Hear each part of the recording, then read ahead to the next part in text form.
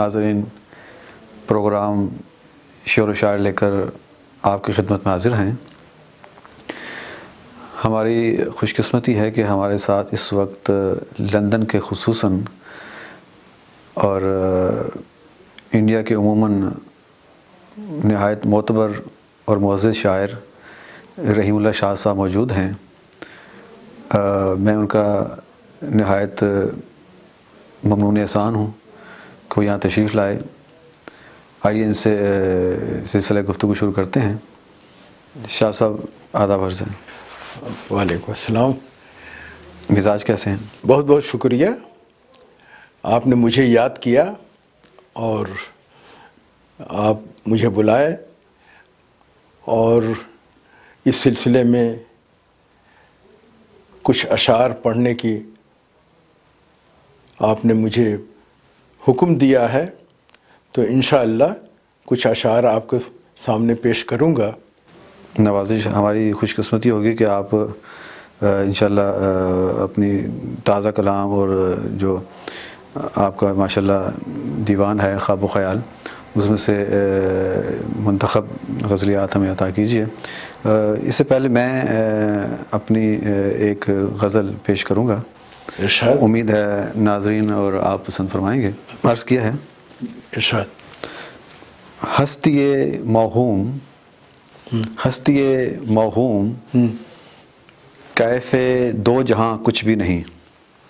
یہ موجود ہستی موہوم، کیف دو جہاں کچھ بھی نہیں، جز تیرے رنگینی کون و مکان کچھ بھی نہیں۔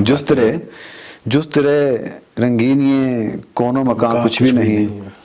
اور شعر ہے کہ اپنی ناکامی کا مجھ پر کھل گیا سر نہاں، اپنی ناکامی کا مجھ پر کھل گیا سر نہاں، اس جہاں میں حاصل عمر رواں کچھ بھی نہیں۔ کیا بات، شکریہ۔ اس جہاں میں حاصل عمر رواں کچھ بھی نہیں۔ ہوشیار ہے کہ عزم راسخ ہو تو منزل خود پکارے گی تجھے، عزم راسخ ہو تو منزل خود پکارے گی تجھے، راہ کی تلخی شکست جسم و جاں کچھ بھی نہیں، راہ کی تلخی شکست جسم و جاں کچھ بھی نہیں۔ اور شعر دیکھیے کہ میں تیرے کوچے سے اٹھ کر کیا گیا کہ اب وہاں، میں تیرے کوچے سے اٹھ کر کیا گیا کہ اب وہاں، کوئی سائل ہے نہ رقص نیم جاں کچھ بھی نہیں۔ شکریہ۔ کوئی سائل ہے نہ رقص نیم جاں کچھ بھی نہیں۔ اور مکتب پیش خدمت ہے، دیکھ کر حالت مظفر کی رحم آیا مجھے، دیکھ کر حالت مظفر کی رحم آیا مجھے، میں پکار اٹھا میرا درد نہاں کچھ بھی نہیں۔ واہ واہ، شکریہ۔ مکتب پھر سے پڑھیں۔ دیکھ کر حالت مظفر کی رحم آیا مجھے، میں پکار اٹھا میرا درد نہاں کچھ بھی نہیں، ہستی موہوم کیف دو جہاں کچھ بھی نہیں، جز تیرے رنگینی کون و مکان کچھ بھی نہیں۔ کیا بات ہے۔ ناظرین، یہ ایک چھوٹی سی غزل۔ اس کے بعد چلتے ہیں محترم رحیم اللہ شاہ صاحب کی طرف۔ شاہ صاحب، قبل اس سے کہ آپ اپنا کلام عطا فرمائیں، دو ایک سوالات ذہن میں آ رہے ہیں، ارشاد، جو میں سمجھتا ہوں کہ موقع کی مناسبت سے پوچھے جائیں اور اس میں ناظرین کے لیے بھی آسانی ہوگی، میری خوش قسمتی ہوگی۔ آج کل دیکھا جاتا ہے کہ شعری حلقوں میں یا ادبی حلقوں میں گروپ بندی کا بڑا رجحان چل نکلا ہے۔ جی، کیا آپ سمجھتے ہیں کہ یہ تعمیری ادب کی راہ میں رکاوٹ ہے؟ کیا تعمیری ادب میں یہ میرا دیوار جہاں ثابت ہو خیال رہا ہے کہ یہ گروپ بندی جو ہے صرف اس لیے ہے، وقتی طور پر تو ہے، بعد میں جو ہے جب اس کے اوپر تنقید کی جاتی ہے اور اس کو اچھا نہیں سمجھا جاتا ہے تو پھر وہ گروپ بندی پھر فوت بھی ہو جاتی ہے، اور یہ سراسر جو ہے ادب کے لیے نقصان دہ ہے۔ اتنا تو کہوں گا، جتنا وقت انہوں نے گروپ بندی میں کیا، اپنی شہرت کو بڑھانے میں کیا اور خود غرضی میں کیا اور مفاد پرستی میں کیا، اپنے ادارے کو چمکانے میں کیا، تو اس سے تو ادب کو نقصان ہی پہنچا ہر حالت سے، لیکن یہ ہے کہ وہ دھیرے دھیرے پھر وہ سمجھ آ جاتی ہے اور پھر وہ صحیح راستے پر آ جاتے ہیں لوگ اس قسم کے گروپ بندی کرنے والے، لیکن سراسر جو ہے یہ ادب کے لیے مفید نہیں ہے۔ درست ہے۔ شاہ صاحب، عام طور پہ یہ دیکھا گیا ہے کہ دو طرح کے شعر گو افراد پائے جاتے ہیں۔ ایک وہ جو شاعر ہیں جو واقعتاً فطری طور پر شاعر ہیں اور فطری طور پر ان میں یہ مادہ پایا جاتا ہے، جنہیں عام طور پہ شاعر ہم کہتے ہیں، اور ایک متشاعر ہوتے ہیں جی، جو شاعر تو نہیں ہوتے لیکن غالباً سستی شہرت کے حصول کی خاطر یا خدا جانے کیا وجہ ہے کہ وہ مشاعروں میں بھرپور حصہ لیتے ہیں اور شعر کہنے کی کوشش میں سرگرم عمل رہتے ہیں۔ تو آپ کیا مشورہ دیں گے ایسے افراد کو کہ وہ شاعری چھوڑ دیں یا باقاعدہ کوئی اور پیشہ اختیار کریں یا کوئی اور مشغلہ اختیار کریں؟ اسی قسم کے سوال ایک صاحب نے مجھ سے کیا تھا ابھی کچھ دیر پہلے، اور میں نے یہی کہا تھا کہ کچھ لوگ صرف سیر و تفریح کے خاطر جو ہے شاعری کر رہے ہیں اور تک بندی کر کے اور کچھ ادھر ادھر سے جوڑ کر کے اشعار مکمل کرتے ہیں، اس میں وزن بھی ختم ہو جاتی ہے ان کی، اور وہ الفاظ کی بندش صحیح نہیں ہوتی، اور ایک مصرے سے دوسرے مصرے سے کوئی ربط نہیں ہے۔ تو اب اس قسم کی شاعری جو ہے کہ کوئی خاص وقت نہیں ہے، یعنی لگتا یہ ہے کہ وہ صرف حصول شہرت کے لیے ایسا کرتے ہیں؟ ہاں، وہ صرف شہرت کے خاطر ہی جو ہے کرتے ہیں، یا سیر و تفریح جو میں نے کی تو بس وہی ہے، سیر و تفریح میں ان کی شہرت بھی ہو جائے اور وہ ہنسے بھی اور وہ اپنا خوشی خوشی تفریح طبع کا سامان ہو جائے۔ ہاں، سب طبع آزمائی ادھر ادھر سے کر کے اپنے خیالات کو جو ہے ذرا ادھر ادھر کی باتیں کر کے اپنے کو خوش رکھتے ہیں، لیکن وہ سراسر ادب کے لیے مفید نہیں ہے۔ پھر میں کہوں گا وہی، اور جو صحیح معنوں میں اللہ تعالیٰ نے جن کو صلاحیت دی ہے شاعری کرنے کے لیے، وہ تو ان کو کرنا چاہیے، اور میرا مشورہ یہ ہے کہ اس قسم کے شعراء حضرات رات کی تنہائی میں، وہ جو آخری عشرہ ہوتا ہے نا 3 سے اور 6 بجے تک کا، اس میں اگر غوطہ خوری کریں، اور کرتے ہیں جن کو جو قدرتی فطری طور سے شاعر ہیں اور ان کی آمد ہوتی ہے تو وہ ایسا کرتے ہیں، اور خاموشی میں اپنی شاعری کو اجاگر کر کے پھر وہ تحریر کرتے ہیں، تخلیق کرتے ہیں، تو ایسے شاعروں کو تو محنت کر کے کتابیں لکھنی چاہیے تاکہ اس سے لوگ جو ہے فائدہ اٹھائیں۔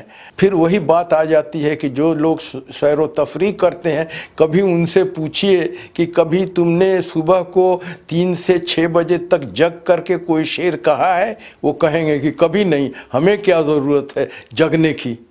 تو یہی ہے، اور جو فطری شاعر ہیں وہ ان کے لیے تو آمد ہوتی ہے، کب آ جائے کب نہیں، وہ تنہائی کو زیادہ پسند کر کے اپنے اشعار کو مکمل کر لیتے ہیں، اور وہ معیاری جو ہے اشعار ہوتے ہیں۔ یعنی دوسرے لفظوں میں یہ آورد کے شاعر ہیں نہ کہ آمد کے۔ تو شاہ صاحب، آپ کے نزدیک آمد اور آورد میں کیا فرق ہے؟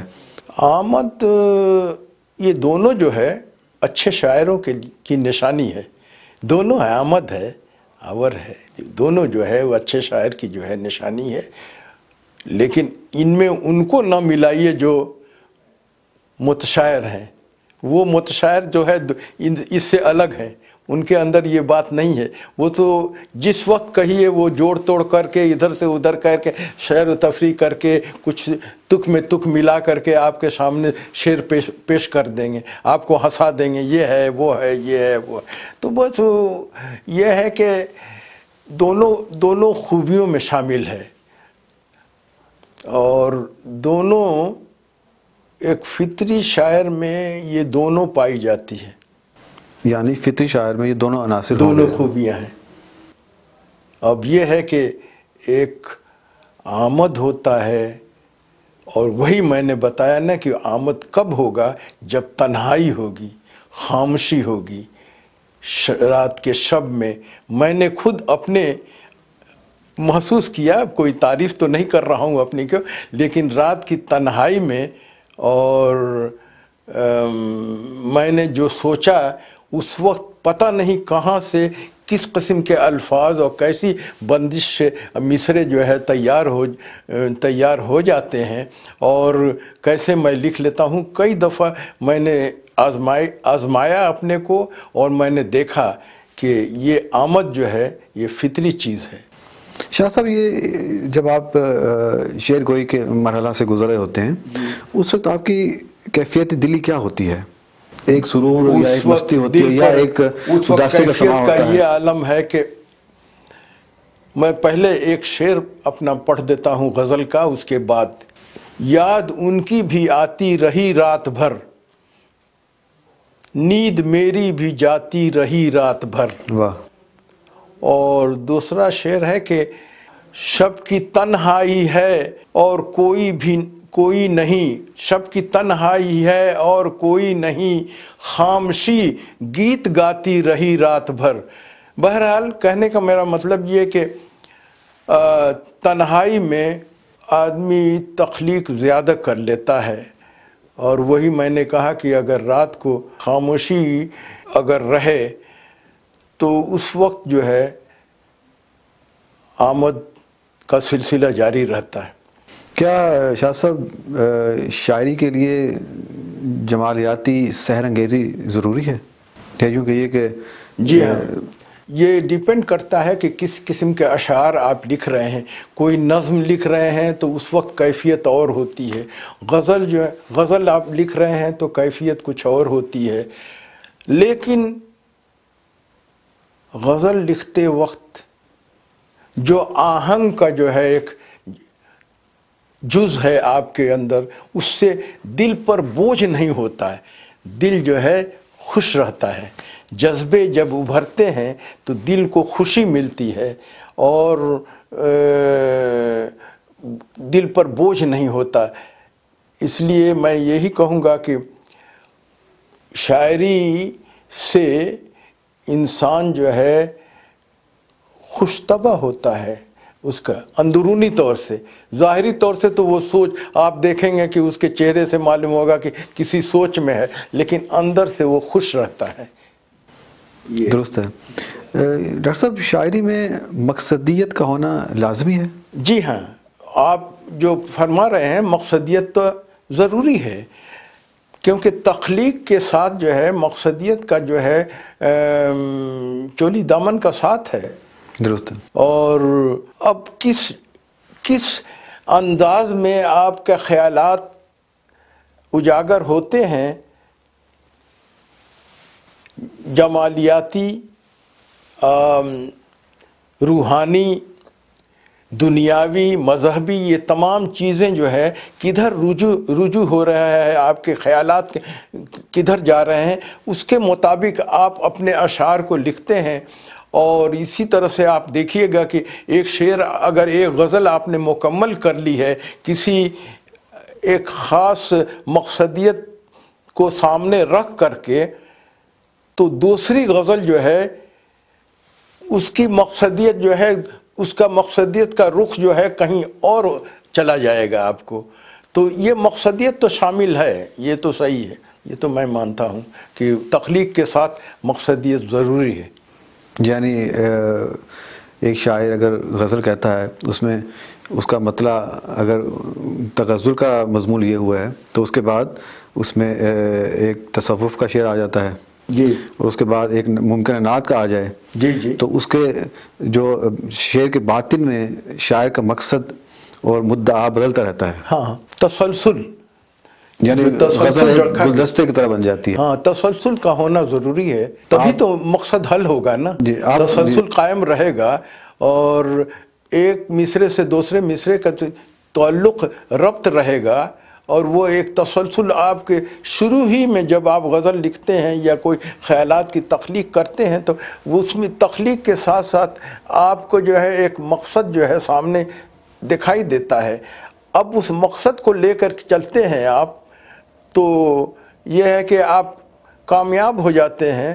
اور اگر آپ نے وزن کے ساتھ جو ہے آہنگ کے ساتھ الفاظ کو جو ہے الفاظ کی بندش شروع کر دی ہے تو وہ جو ہے وہ آپ کامیاب ہو جاتے ہیں.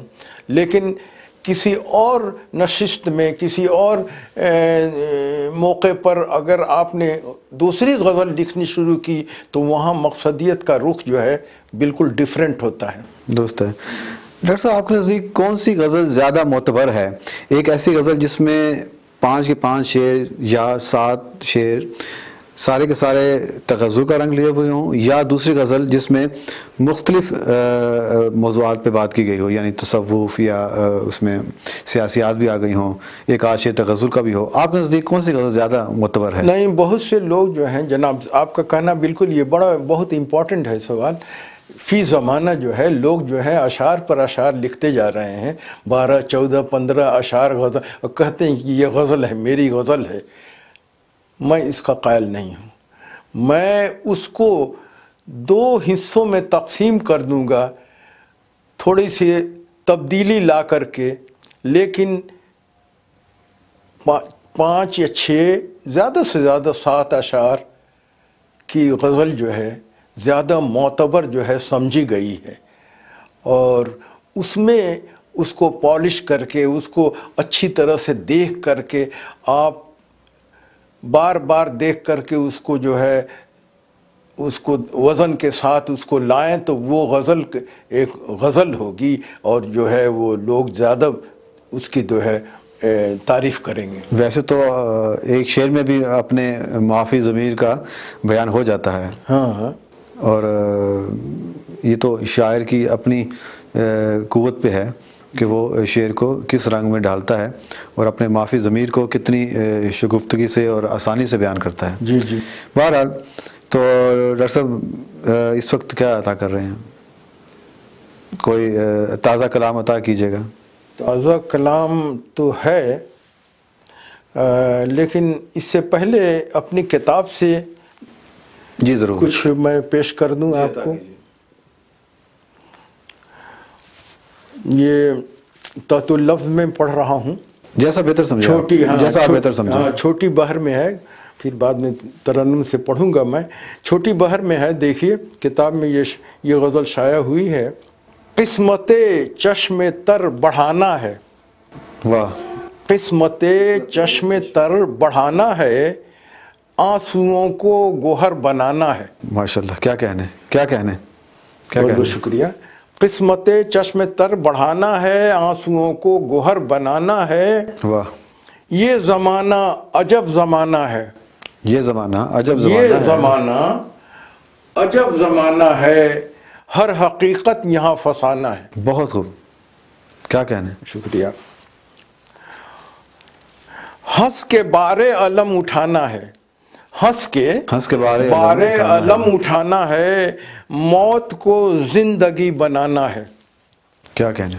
اور ہم تو سیل بلا کے نظر ہوئے، ہم تو سیل بلا کے نظر ہوئے، دوسروں کو مگر بچانا ہے. کیا کہنے. اور یہ شعر پر توجہ چاہتا ہوں.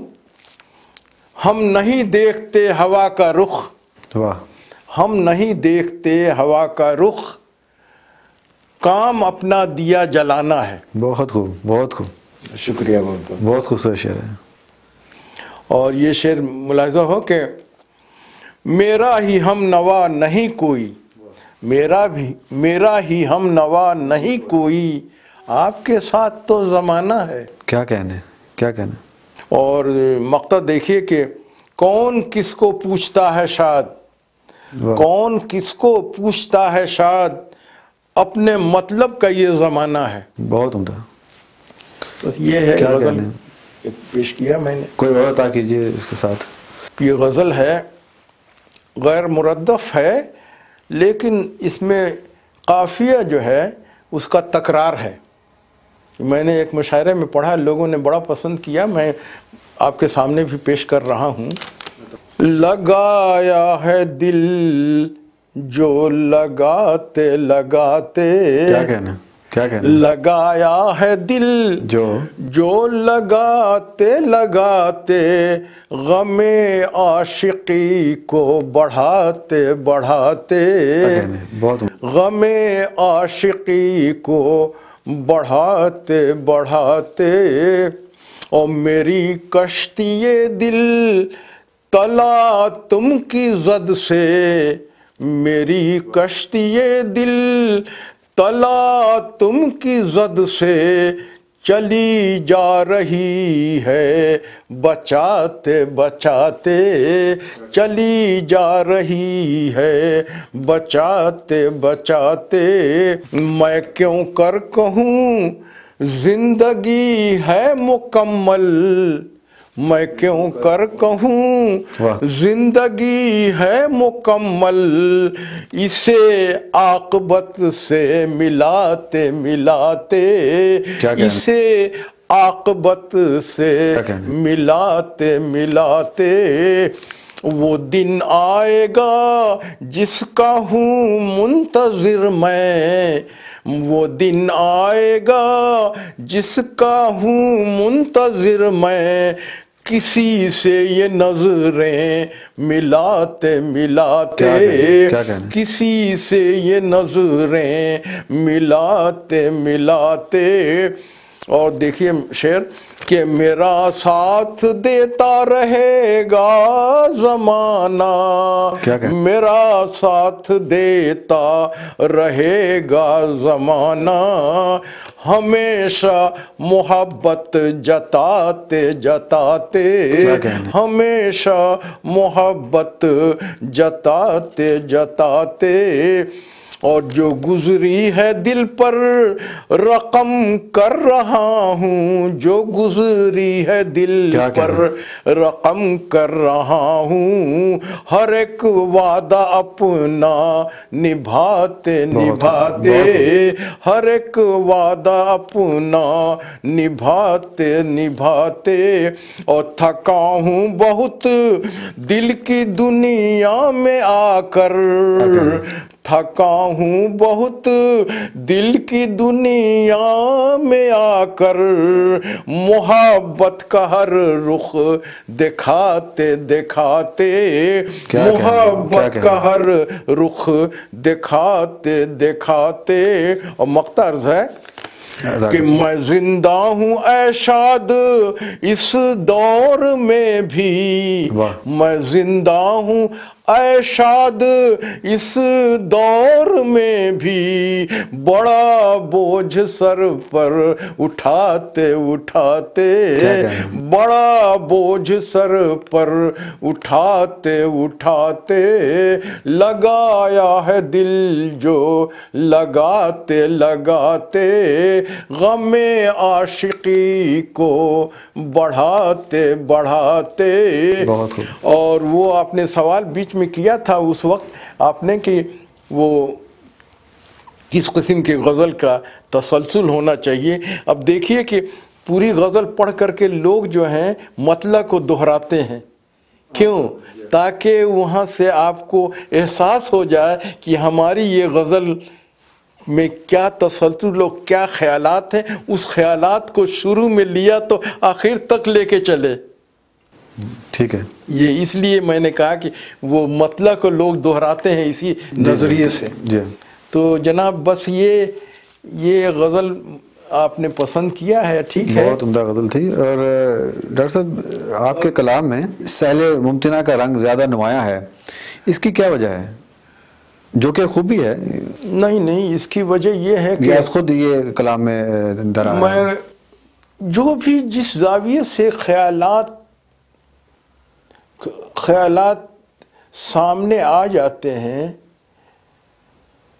اور ان خیالاتوں کو، چونکہ وہ آمد ہے نا، تو آمد کی وجہ سے اس کو آمد کو ٹوٹنے نہیں دیتا میں، اور میں چاہتا ہوں کہ ان خیالاتوں کو فوری طور سے جو ہے بندش ہو جائے اس کی الفاظ میں. تو اب مشکل الفاظ کو غور سے سوچ کر کے لانے میں دیر لگتی ہے اور وہ جلدی آمد ہے. تو آمد کے وجہ سے سہل ممتنع میں وہ الفاظ آ جاتے ہیں اور جب ڈھل جاتے ہیں تو اس کی صرف وجہ ہے آہنگ. یعنی آپ خیال کو فرض نہیں ہونے دیتے. آہنگ خیال کو سمیٹ لیتے ہیں جی. یعنی اس کم وقت میں جہاں پہ خیالات منتشر ہوتے ہیں آپ اپنے اصل مدعا و مقصد کو سمیٹ کر فوراً شعر میں ڈال لیتے ہیں. یعنی اس تک دو نہیں لگتے کہ لفاظی کی جائے. آہنگ کا جو ہے وہ رفسی جو ہے وہ ٹوٹنے نہ پائے. یعنی اس میں وہ جو ایک برجستگی یا اس میں ایک روانی اور تسلسل ہے وہ برقرار رہے. اور میں اس میں یہی کہوں گا آپ کو، اب بات تو کچھ اور ہی ہے لیکن میں کہہ دیتا ہوں. آپ نے دیکھا ہوگا کہ شام غزل منائی جاتی ہے جی. اور کوئی موسیقار آ کر کے کسی شاعر کا اشعار پڑھتا ہے اور شام غزل لوگ سنتے ہیں. آپ نے محسوس کیا ہوگا کہ موسیقار جو ہے غزل کے اشعار جب پیش کرتا ہے تو ایسا پیش کرتا ہے، اس قسم کے اشعار پیش کرتا ہے، اس قسم کے سہل ممتنع کا پیش کرتا ہے کہ تمام سامعین کو سمجھ میں آ جائے. اور جب سمجھ میں آ جاتی ہے تو تمام سامعین کی طرف سے داد ملتی ہے اس کو. تو ہمیشہ یہ دیکھا گیا ہے کہ سہل ممتنع ہی کے اشعار میں جو ہے سامعین جو ہے کی تالیاں گونجتی ہیں اور وہاں مشکل الفاظ آ جائیں اور تو پھر وہ لوگ جو ہے ذرا دب جاتے ہیں کیونکہ سمجھ سے باہر ہو جاتی ہے. پھر سوچنے لگتے ہیں کہ یہ فارسی اور عربی کے الفاظ جو لا دیا گیا ہے کہ زندان استعمال کی جاتی ہے فلاں کے وہ اضافت لگا کر کے اور یہ کر کے اور الفاظ کو بڑے لچھے دار طریقے سے پیش کر دینے سے تو ان کی تالیاں جو ہیں دب جاتی ہیں. تو سہل ممتنع میں دیا جاتا ہے. اکثر جو ہے دیکھا گیا ہے کہ غزل جو ہے زیادہ کامیاب ہوتی ہے. اور جیسے میں نے وہ بتایا تھا نا مصرع طرح کہ یاد ان کی بھی آتی رہی رات بھر اور نیند میری بھی جاتی رہی رات بھر. قافیہ کا اور ردیف کا خیال کیا گیا ہے. اب وہ ایک تسلسل ہے چل رہا ہے سہل ممتنع کا. تو سہل ممتنع میں جو ہے کامیاب زیادہ لوگ ہوئے ہیں لیکن معیاری غزلیں جو ہیں جو لوگوں کو جو معیار کو پہنچاتی ہیں وہ تو ان کے دیوان میں ان کے خیالات اور ان کے الفاظ کو ٹٹول کر کے دیکھ کر کے لوگ جو ہے اس اوپینین کو اپنا اوپینین دیتے ہیں کہ یہ بہت اسٹینڈرڈ کا شاعر ہے. وہ that is a different thing. اور یہ سہل ممتنع والے کی تفصیل ہم نے بتا دی ہے آپ کو کہ کس طرح ہوتا ہے. خیر بہرحال ڈاکٹر صاحب آج کا ادیب شاعری کی جو ایک روایت ہے اس کو لے کے چل رہا ہے یا اس نے کہیں ایسا تو نہیں کہ روایت کا دامن چھوڑ دیا ہے؟ یعنی آج کے کلام میں یا آج جو شاعر کلام تخلیق کر رہا ہے یا غزلیں تخلیق ہو رہی ہیں کیا اس کے اندر کلاسیکل رنگ ملتا ہے یا آج کے شاعر ادیب نے کلاسیکل ادب کا دامن چھوڑ دیا ہے؟ اس میں بات یہ ہے کہ ایک تو دو باتیں ہیں نا کہ شہرت، کس طرح سے شہرت حاصل ہوگی یہ جو ہے ان کے ذہن میں ہے. تو ایک طرف کوشش وہ کرتے ہیں کلاسیکل لے کر کے چل کر کے اور اس کی شہرت جو ہے برقرار رہے. لیکن کبھی کبھی ایسا ہوتا ہے کہ وہ ادیب اپنے کو ادیب تو کہہ رہا ہے لیکن یہ ہے کہ صرف شہرت کا ادیب ہے اور ادب کے اسٹینڈرڈ کو بڑھانے میں زیادہ کوشاں نہیں ہے. اور وہ میں نے یاد آتا ہے نا ایک مصرع ان کا Qasim Pirzada vice chancellor Karachi university, انہوں نے ان کا ایک مصرع ہے کہ ادب معدوم پڑتی ہے, ادب معدوم پڑتا ہے اور شہرت جاگ اٹھتی ہے. ادب معدوم پڑتا ہے اور شہرت جاگ اٹھتی ہے. تو وہ ہے, اب کلاسیکل میں ہر آدمی کامیاب نہیں ہوتا ہے, ہر ادیب کامیاب نہیں ہوتا ہے. ایک ادیب ایسا ہے جو کلاسیکل کو پیچھے چھوڑ کر کے پھر دوسرے پیرائے میں وہ جا کر کے پھر اپنا لوہا منوانے کی کوشش کرتا ہے. تو وہ دو اس کے کئی اقسام ہیں, کلاسیکل والے اور ایک نان کلاسیکل والے. تو یہ دونوں جو ہے اپنا چلتے ہیں, لیکن شہرت, جس نے شہرت کے طرف زیادہ دھیان دیا اور ادب کے طرف کم دیا تو وہ پیچھے رہ جاتا ہے. بہرحال کہنے کا میرا مطلب یہ فی زمانہ یعنی آج کے لکھنے والے ندرت بیان سے بھی کام لیتے ہیں. کیا آپ کلام میں یعنی جدیدیت کے قائل ہیں, یعنی نیا پن بات میں, یعنی ندرت خیال سے کام لیتے ہیں, کیا آپ اس کے قائل ہیں؟ ہاں, تو وہ انہوں نے غزل کی شکل بدل دی ہے نا. ٹھیک ہے, غزل کی شکل بدل دی ہے اور وہ حالات حاضرہ پر لکھ کر کے پھر کہتے ہیں یہ غزل ہے. اور جدیدیت میں جو کچھ سامنے دیکھتے ہیں اس کو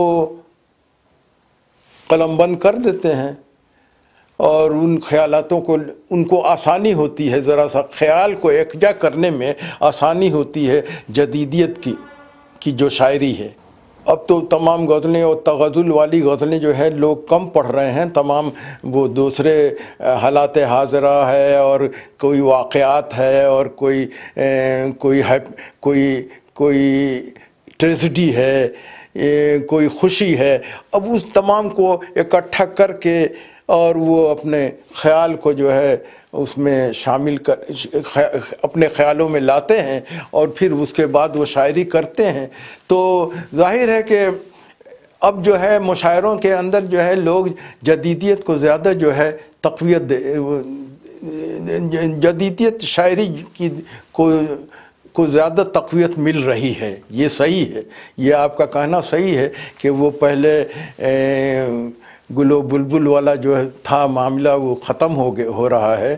لیکن تغزل والی غزل, جیسے وہ میں نے کہا نا کہ شام غزل ہو رہی ہے, تو تغزل والی غزل کو جو ہے آج بھی پسند کی جا رہی ہے نا.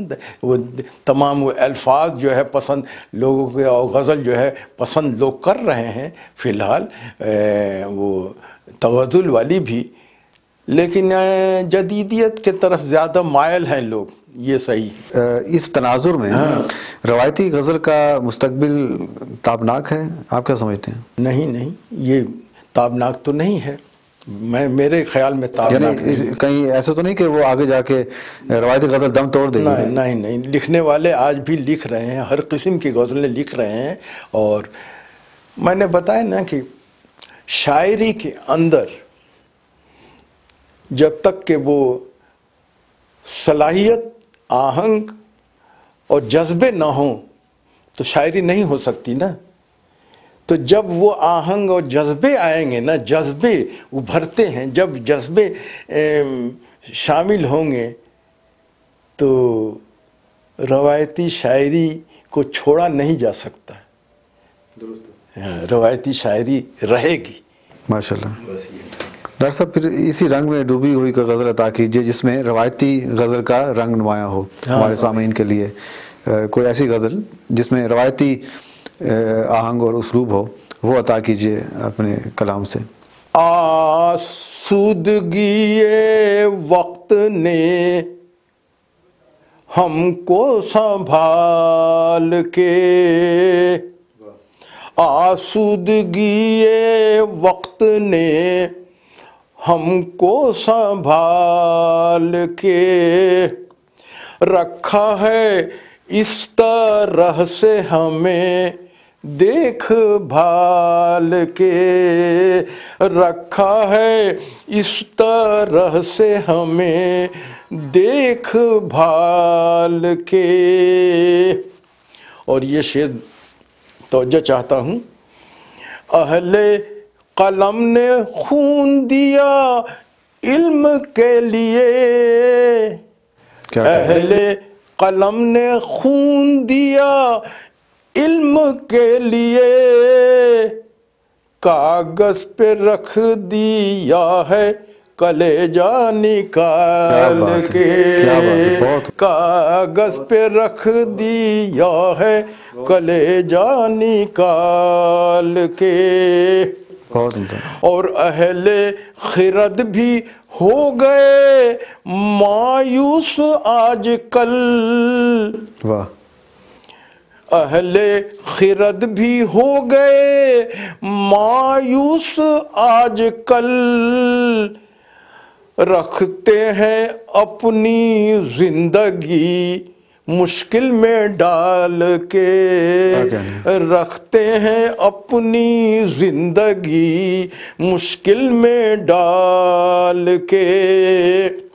اور شعر ملاحظہ ہو کہ دیوانے تیرے جائیں تو جائیں کہاں بتا. کیا کہنا. دیوانے تیرے جائیں تو جائیں کہاں بتا. پھرتے ہیں آج پاؤں میں زنجیر ڈال کے. کیا بات ہے. پھرتے ہیں آج پاؤں میں زنجیر ڈال کے. کیا کہنا. اور مقطع ملاحظہ ہو. دل آئینہ ہے شاد دل آئینہ ہے شاد نگاہ جمال میں. واہ. دل آئینہ ہے شاد نگاہ جمال میں. رکھا ہے ہم نے حسن کو سانچے میں ڈھال کے. رکھا ہے ہم نے حسن کو سانچے میں ڈھال کے. اہل قلم نے خون دیا علم کے لیے. کاغذ پہ رکھ دیا ہے کلیجہ نکال کے. بہت خوب بہت خوب. یہ ہے بہت خوب یہ غزل. اور جس میں روایتی آپ نے روایتی اسلوب کی جملہ پاسداری کو ملحوظ خاطر رکھا ہے. اور ماشاءاللہ بہت عمدہ غزل ایک بلکہ ایک شاہکار غزل ہے. جی جی. اور خاص کر وہ کلیجے اور حصہ جو ہے کاغذ پہ رکھ دیا ہے کلیجہ نکال کر. جی صرف 5 اشعار ہیں. یہ غالباً گرا کا شعر ہے. شعر ہے ماشاءاللہ. کچھ اور عطا کیجئے ناظرین کے لیے. سال ممتنع کا کچھ پڑھنا. ہاں ضرور. یہ ایک صوفیانہ کلام ہے. سال ممتنع میں دیکھیے. عطا کیجئے. میرے دل میں سمانے والے ہیں میرے دل میں سمانے والے ہیں مجھ کو اپنا بنانے والے ہیں. میرے دل میں سمانے والے ہیں مجھ کو اپنا بنانے والے ہیں. کیا کہنا. عشق بے تاب اور یہ انگڑائی. کیا کہنا. رخ سے پردہ اٹھانے والے ہیں رخ سے پردہ اٹھانے والے ہیں. میرے دل میں جو بس گئے ہیں وہ دل کو دل سے ملانے والے ہیں. کیا کہنا. دیکھ کر روز و شب کی یہ تنہائی پاس میرے وہ آنے والے ہیں. کیا بات ہے. کیا بات ہے. پھر رہے ہیں جو روشنی کے لیے چہرہ اپنا دکھانے والے ہیں. کیا کہنے.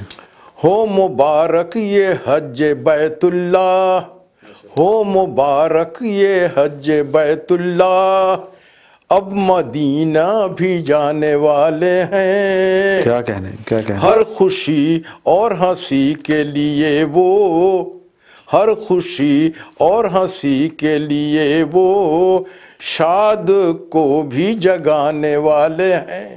کیا کہنے. کیا کہنے. کچھ اور عطا کیجیے ناظرین کے لیے.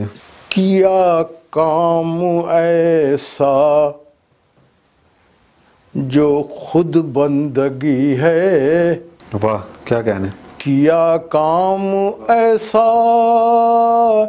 جو خود بندگی ہے، یہی زندگی زندگی زندگی ہے. بہت خوب. کیا کہنے. یہی کیا کہنے. زندگی زندگی زندگی ہے. کیا کہنا. کیا کام ایسا جو خود بندگی ہے، یہی زندگی زندگی زندگی ہے. یہ تکرار ہے. بتاؤں میں کیسے تمہیں راز ہستی، بتاؤں میں کیسے تمہیں راز ہستی. کیا کہنا. کبھی یہ بری ہے اور کبھی یہ بھلی ہے. بہت خوب. بہت خوب. بتاؤں میں کیسے تمہیں راز ہستی، کبھی یہ بری ہے کبھی یہ بھلی ہے. اور ان دنوں پورا عالم میں فساد پھیلا ہوا ہے. فسادات عالم، خرابات عالم، فسادات عالم، خرابات عالم. عجب زندگی ہے، عجب بے بسی ہے. فسادات عالم، خرابات عالم، عجب زندگی ہے، عجب بے بسی ہے. اور کسی کا مداوا کرے کوئی کیسے. کیا کہنا. کیا کہنا. کسی کا مداوا کرے کوئی کیسے. یہ دونوں مکس ہے، وہ آپ کے حالات حاضرہ اور یہ روایتی سب مکس کر کے ہے. کسی کا مداوا کرے کوئی کیسے، جدھر دیکھیے بے کلی بے کلی ہے. جدھر دیکھیے بے کلی بے کلی ہے. جو وہ سونامی آیا تھا تو وہ اس وقت میں یہ لکھ رہا تھا غزل، وہ جو ہوا تھا انڈونیشیا وغیرہ کا، تو وہ میں نے اس میں شامل کر دیا تھا. جو گزرا ہے سر سے سمندر کا پانی، جو گزرا ہے سر سے سمندر کا پانی، سمجھ لو قیامت قریب آ گئی ہے. سمجھ لو قیامت قریب آ گئی ہے. ہے پیش نظر روز محشر کا منظر. ہے پیش نظر روز محشر کا منظر. ہر ایک کو یہاں اپنی اپنی پڑی ہے. ہر ایک کو یہاں اپنی اپنی پڑی ہے. اور شعر ملاحظہ ہو کہ جہاں بھی تصادم ہے دولت کی خاطر،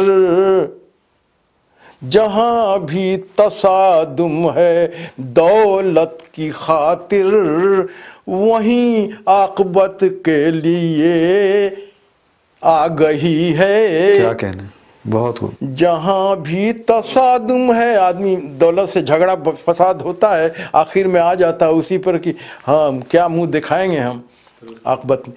جہاں بھی تصادم ہے دولت کی خاطر، وہیں عاقبت کے لیے آگہی ہے۔ کیا کہنے، اور نظر سے نظر ہم ملائیں تو کیسے، نظر سے نظر ہم ملائیں تو کیسے، مصیبت میں اب جان سب کی پڑی ہے، مصیبت میں جان اب مصیبت میں اب جان سب کی پڑی ہے۔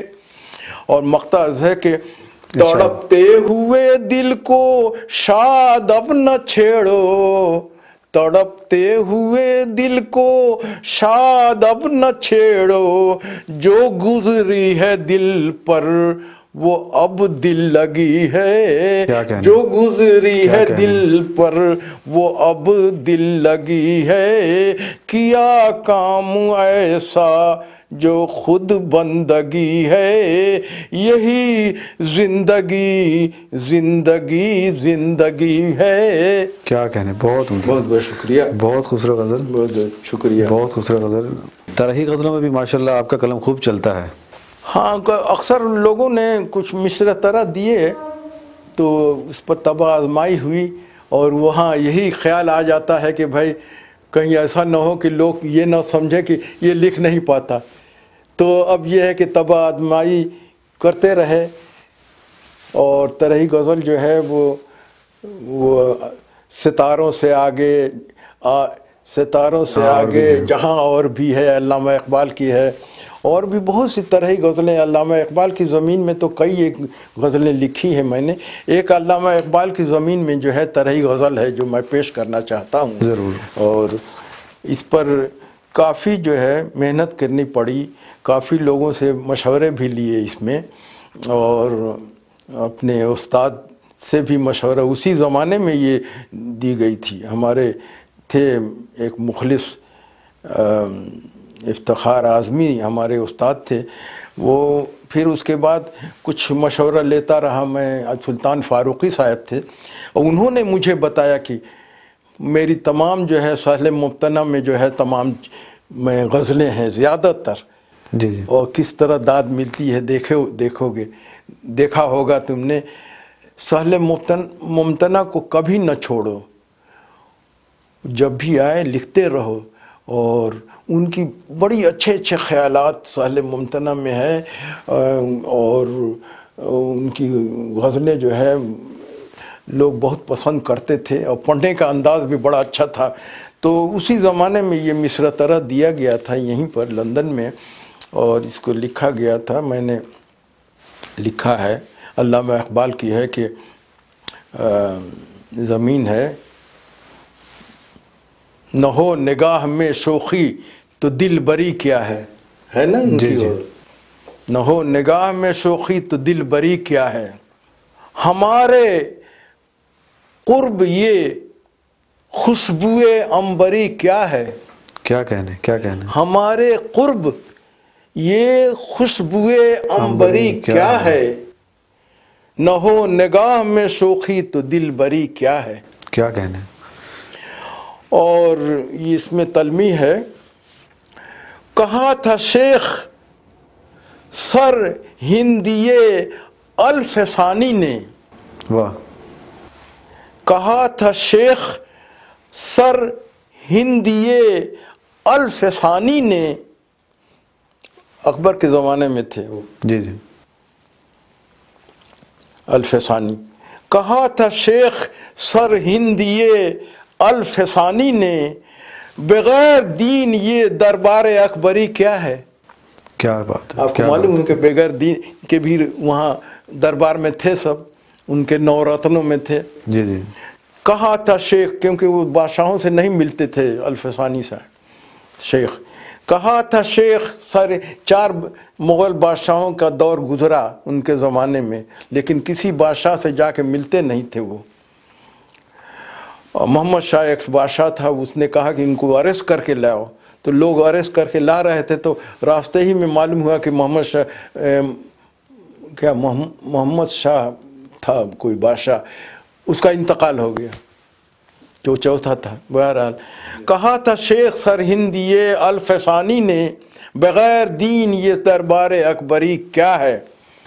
وہ پوچھتے ہیں میری رائے اپنے بارے میں، وہ پوچھتے ہیں میری رائے اپنے بارے میں پوچھتا ہوں یہ انداز سروری کیا ہے.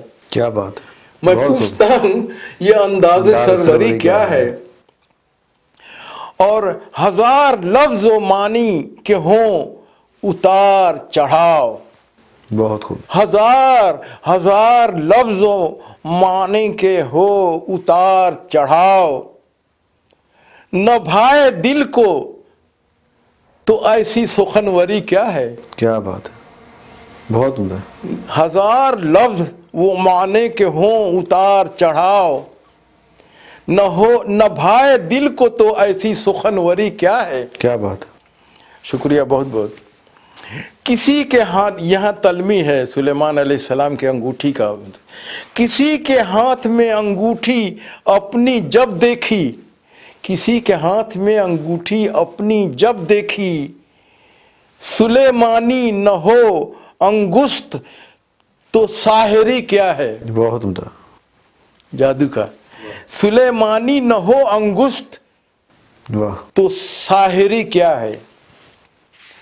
اور دیکھیے کہ ہمارے نام کے ساتھ آئے نام گر تیرا. کیا کہنا. ہمارے نام کے ساتھ آئے نام گر تیرا، یہ وزاداری ہماری ہے، دوستی کیا ہے. کیا بات ہے. بہت خوب. اور نبھا سکے نہ عروض غزل وہ شعروں میں، نبھا سکے نہ عروض غزل وہ شعروں میں، مجاز ہی نہ ہو رنگی تو شاعری کیا ہے. بہت عمدہ. بہت عمدہ. مجاز ہی نہ ہو رنگی تو شاعری کیا ہے. بہت خوب. چونکہ شاعری ہو رہی ہے اس لیے اس کو پھر سے پڑھ دیتا ہوں. جی دوبارہ. نبھا سکے نہ عروض غزل وہ شعروں میں، واہ. مجاز ہی نہ ہو رنگی تو شاعری کیا ہے. مجاز ہی نہ ہو رنگی تو شاعری کیا ہے.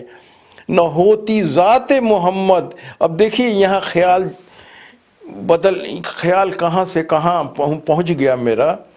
اکثر میرے غزل کے اندر جو ہے کئی غزلیں ایسی ہیں جو لکھ رہا ہوں روایتی وغیرہ ہے، لیکن اس میں کچھ دینی خیالات یعنی مطلب روحانی بتائے نا کہ روحانی چیزیں جو ہے شامل ہو جاتی ہیں.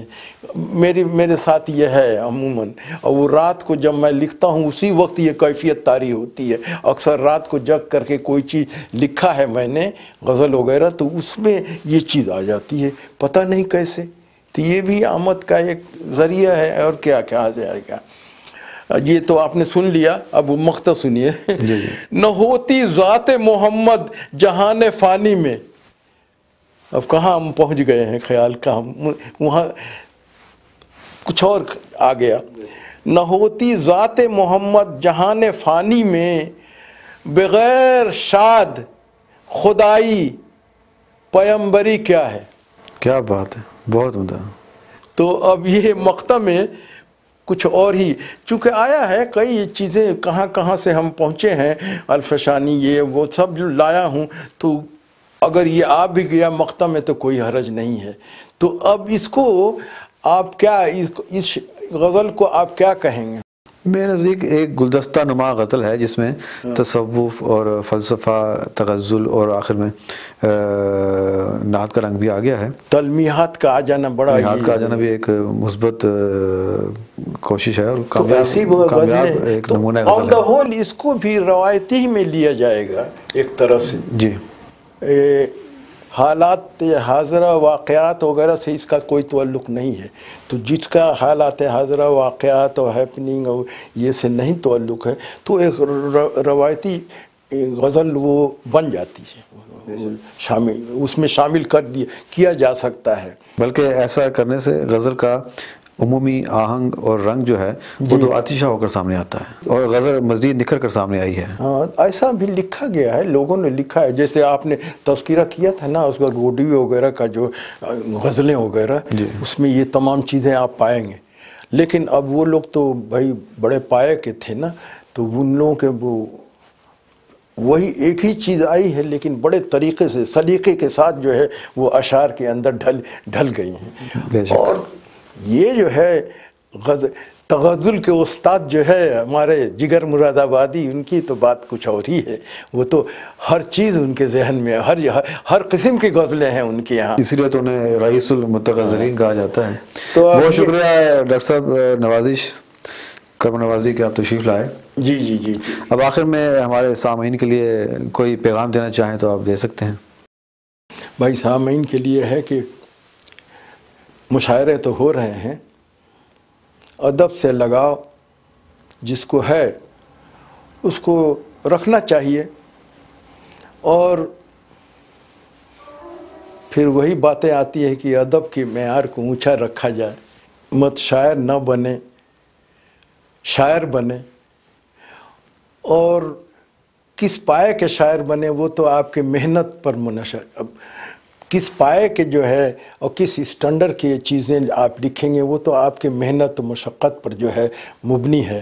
اور اگر واقعی اللہ تعالیٰ نے یہ خوبی دی ہے کسی کے اندر اور ادب سے لگاؤ ہے تو اس کو محنت کرے، پڑھے، بڑے بڑے اساتذہ کے جو ہے وہ کتابیں پڑھیں، اور وہ پڑھ کر کے اس سے جو ہے صلاحیت کو اور دوبالا کریں اور اس کو لکھیں، تو ادب کی خدمت بھی ہو جائے گی اور نام و شہرت بھی ان کی ہوگی۔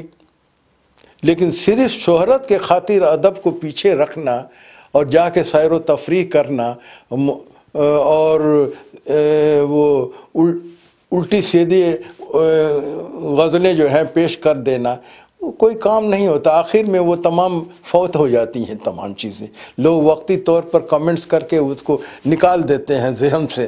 تو ایسا کرے کہ ذہن میں رہے، کوئی ایسی چیز آپ لوگوں کے سامنے لائیں تاکہ وہ برقرار رہے، آپ کا بھی نام شہرت، کتاب لکھیں تو کتاب سے بھی آپ زندہ رہیں گے اور آپ کے لوگ آپ کو یاد کریں گے۔